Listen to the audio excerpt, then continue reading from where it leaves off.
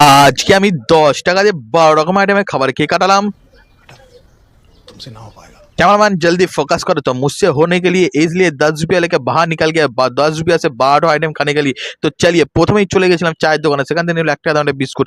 বিস্কুটটা খাওয়া কমপ্লিট করার পর চোখে পড়লো 1 টাকা দামে এই পাঁপড়। ছোটবেলায় 1 টাকা ছিল, বড়বেলায় 1 টাকা হয়ে গেছে। তো পাঁপড় খাওয়া কমপ্লিট করার পর নিয়ে নিলাম জল ছাড়া আলু ছাড়া ফুচকা, कौन है ये लोग?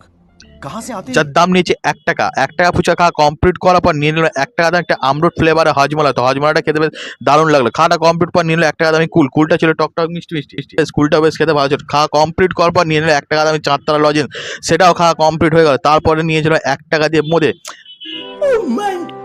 গডকে সাক্ষী রেখে 1 টাকার বোঁদেটাকে পেরে চালান করে দেওয়ার পর নিয়েছিল 1 টাকা দিয়ে কিশমিশ। তো কিশমিশটা আমার মতনই পুরো শুকিয়ে গেছিলো, বাট খাওয়া কমপ্লিট করার পর নিয়ে নিলাম অবশিষ্ট 2 টাকা দিয়ে 4 রকমের হজমলা নিয়ে আজকে 10 টাকায় 12 রকমের আইটেম খাবার খেয়ে কাটালাম। ভালো লাগলে লাইক আর সাবস্ক্রাইব করে টাটা বাই বাই।